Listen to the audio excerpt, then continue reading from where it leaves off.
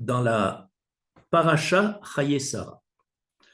Juste après le décès de Sarah, son époux Abraham a voulu l'enterrer dans le terrain de sépulture de Marpella à Hébron, là où était déjà enterré le premier couple de l'humanité, Adam et Chava. Et Abraham a acheté ce champ à Éphron, et le verset dit Kesef Asade Kar Mimeni. Abraham dit à Éphron, l'argent de ce champ prend de moi, Kar Imeni. Et on retrouve cette même expression Kar au moment où la Torah dit, dans le Sefer Devarim, qui Ikar, Ish, Isha, lorsqu'un homme prend une épouse. Et nos sages se sont posé la question de quelle façon un homme peut prendre une épouse, peut l'acquérir pour que le kinyan matrimonial soit effectif. Et nos sages ont fait ce qu'on appelle une xéra shava, c'est-à-dire une identité de terme entre le mot kar dans l'acquisition d'Abraham du champ, kar avec de l'argent, et le mot ki ikar ishisha, le même mot se retrouve dans les deux versets, et l'identité de terme, xéra shava, permet de faire le pont entre ces deux versets. C'est-à-dire, de même que le champ de la sépulture de Sarah a été acquis par Abraham Avinu avec de l'argent, de même, une femme est acquise avec un bijou ou avec une somme d'argent pour entériner cette acquisition. Et la question qu'on peut se poser, d'accord, on a fait une xéra shava entre Kar de la paracha Chayei-Sarah et Ikar du verset matrimonial, on est quand même étonné qu'on apprenne le mode d'acquisition d'une femme avec un bijou, avec de l'argent, à partir d'un champ de sépulture. Il n'y a aucun rapport apparemment, entre le mariage juif, qui fait qu'on acquiert qu'un des modes d'acquisition, et c'est le plus fréquent, c'est avec un bijou de l'argent, et le mode d'acquisition d'un champ de sépulture. Donc ma première question, c'est quel rapport y a-t-il entre le mariage et le terrain de sépulture? On peut répondre à cette question du fait que la femme a été créée à partir de l'homme. Comme dit le texte dans le Sefer Bereshit au chapitre 2, l'Éternel fit dormir l'homme, Adam Rishon, qui a été créé seul, unique, et pendant son sommeil, il prit un de ses côtés et ensuite il a comblé de chair le manque de l'homme, et du côté et de ce côté pris à l'homme, l'Éternel a formé la femme et l'amena à l'homme qu'il épousa. Autrement dit, ici, le mot car va se retrouver dans le verset de la formation de la femme, puisque le texte dit Vaikar achat mitzlorotav. L'Éternel prit un de ses côtés et ensuite il a créé la femme. Et c'est le même mot qui est utilisé ici, Vaikar. Autrement dit, par rapport à la femme. Nous comprenons que dans sa création initiale, éternelle, il y a le mot Vaïkar, il a pris un côté de l'homme pour en faire son épouse. Eh bien, ici, il y a une formation en deux étapes. Il y a d'abord une séparation entre un élément de l'homme par rapport à l'homme, et ensuite l'Éternel qui a fabriqué, qui a façonné une femme, ensuite rapproche cette femme de l'homme. Autrement dit, il y a eu deux phases, une phase de séparation suivie d'une phase de réunion. Au cours de cette séparation, l'homme avait un manque qu'Hachem a comblé de chair, mais il restait un manque.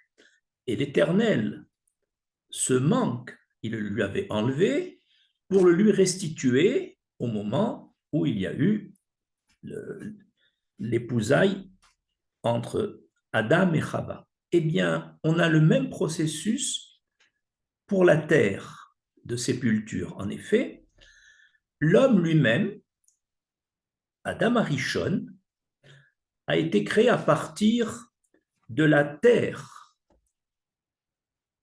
Et son corps a été créé à partir de la terre.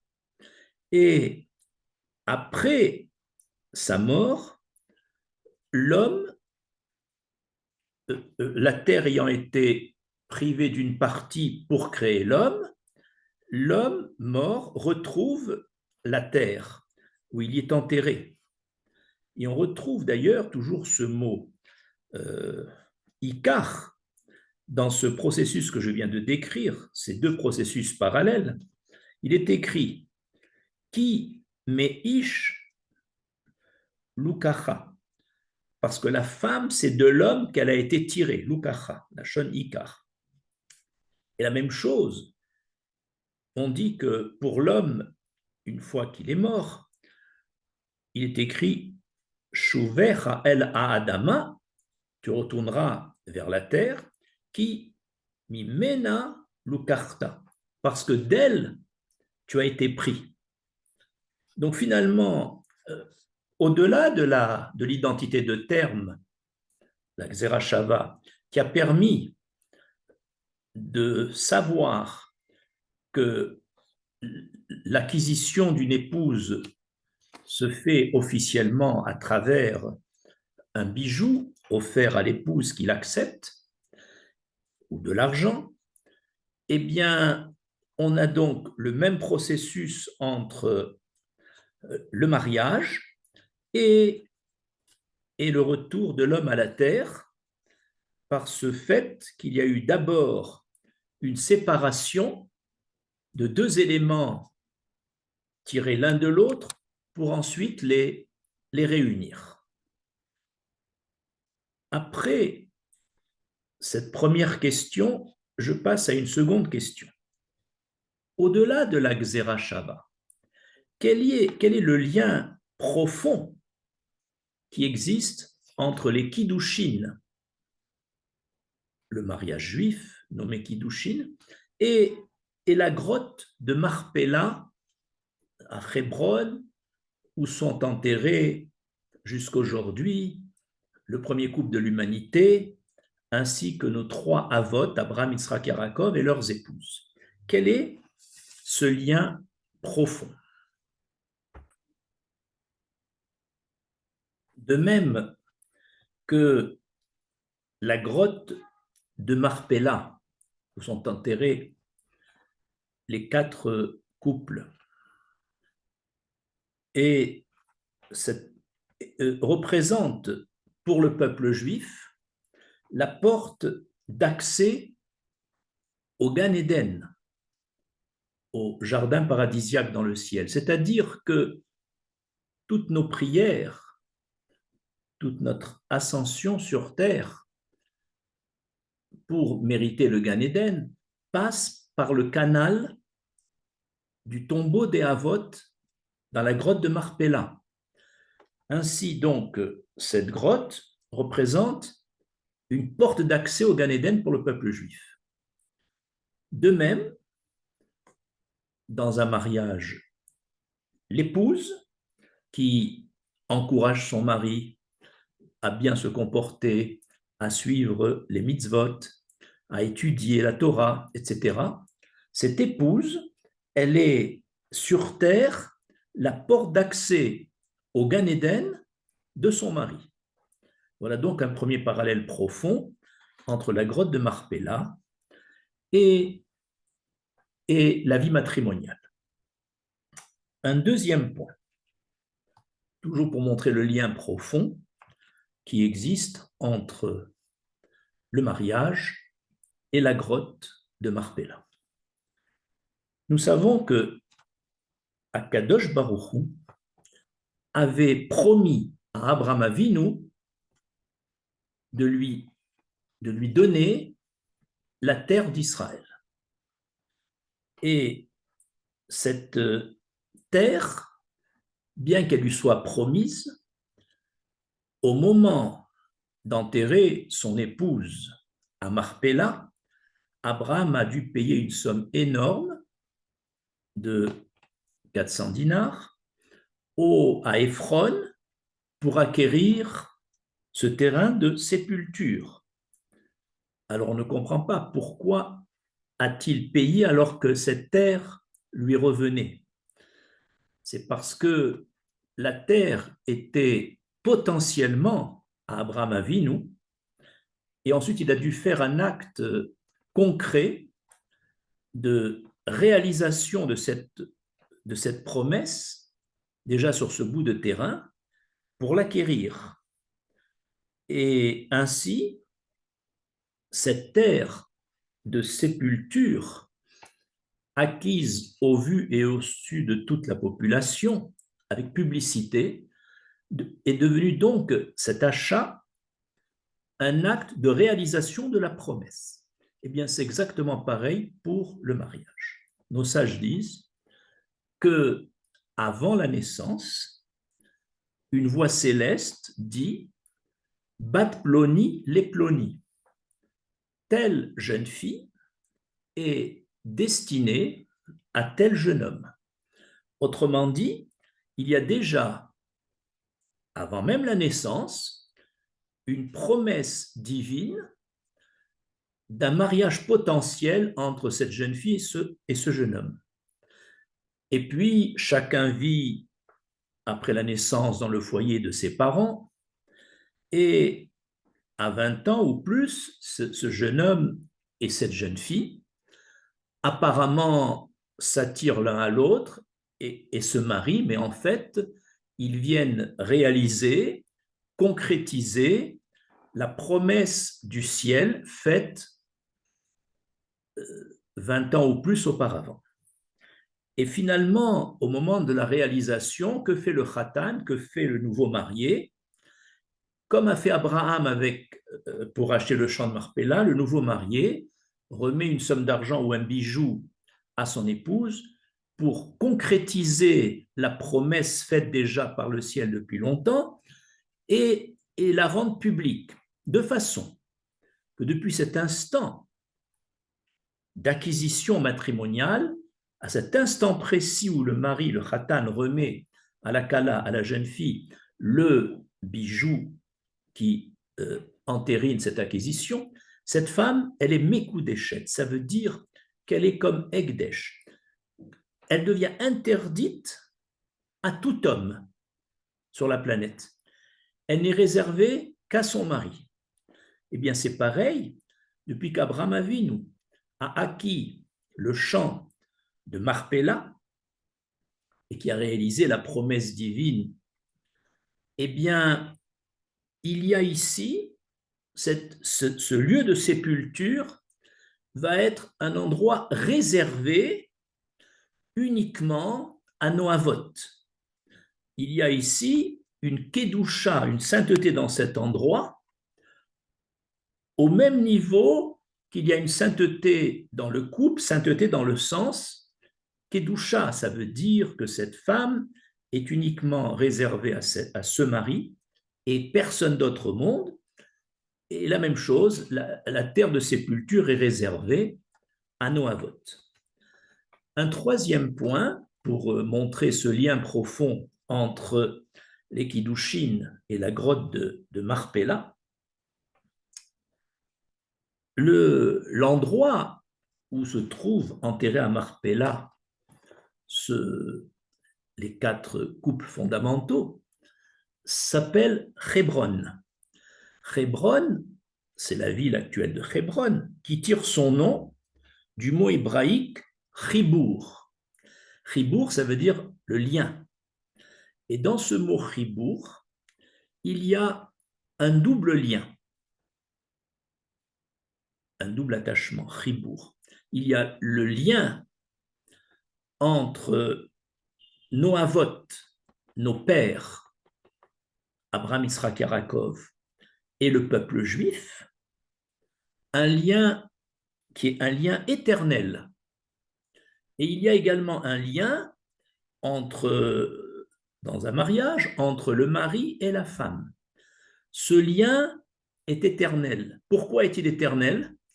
Parce que dans un mariage juif, ce n'est pas tant les corps de l'homme et de la femme qui s'unissent, c'est surtout la neshama, l'âme de ce jeune homme et de cette jeune fille.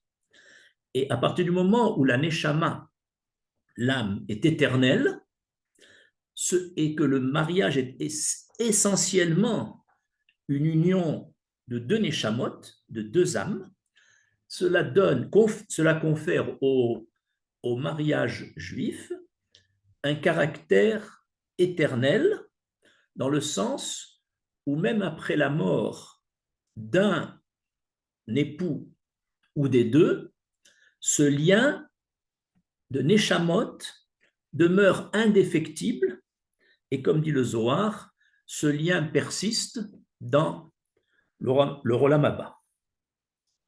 Enfin, je voudrais faire remarquer que dans notre paracha Chaye Sarah, juste après l'achat du terrain de sépulture de Marpella par Abraham Avinu et après l'inhumation de Sarah, le texte enchaîne avec le premier mariage juif, c'est celui de Yitzhak et Rivka.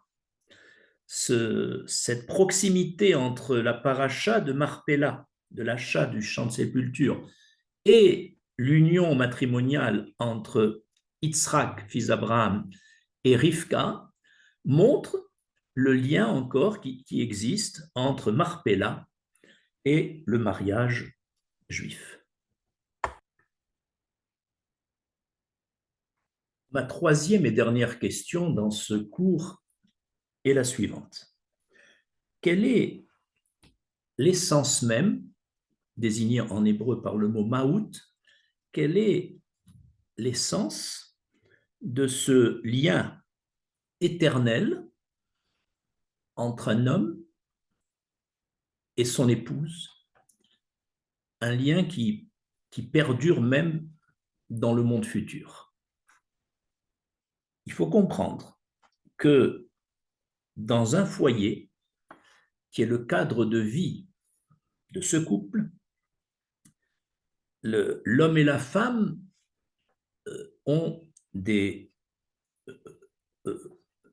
passent des Shabbats ensemble, des jours de fête ensemble.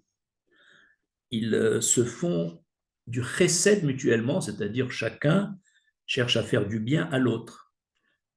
Et ce couple-là, s'il respecte les lois de pureté familiale, les lois de Shabbat, les lois de Tzedaka, les lois de cuisine cachère, etc., dans cette vie commune, ils attirent la présence divine si leur vie est conforme aux principes de la Torah. Et du fait qu'ils attirent la présence divine, la Shekhinah, qui est la présence divine, pénètre dans ce couple Et dans ce foyer, il y aura donc l'homme, la femme et la présence divine. Et cette présence divine, cette présence divine va cimenter ce couple. C'est-à-dire que ce couple, qui aurait pu être 1 plus 1, va devenir 1 grâce à la présence divine, bien sûr, à la condition qu'ils vivent une vie digne de celle préconisée par la Torah. Et par la présence divine dans ce foyer qui cimente ce couple, il va y avoir un côté d'éternité, puisque l'éternel, comme il s'appelle, Dieu est éternel, et il imprime à ce couple une fusion éternelle qui perdure même après leur vie sur terre.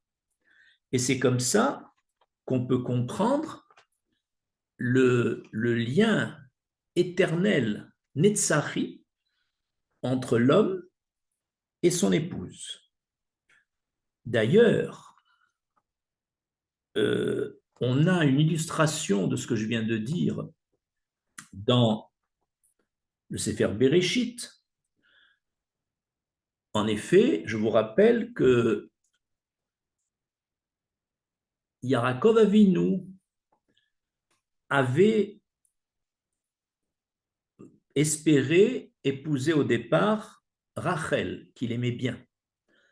Mais comme le beau-père Lavan a mis sous la choupa Léa, et à l'époque, les femmes étaient totalement voilées, donc Yaakov ne s'en est pas aperçu.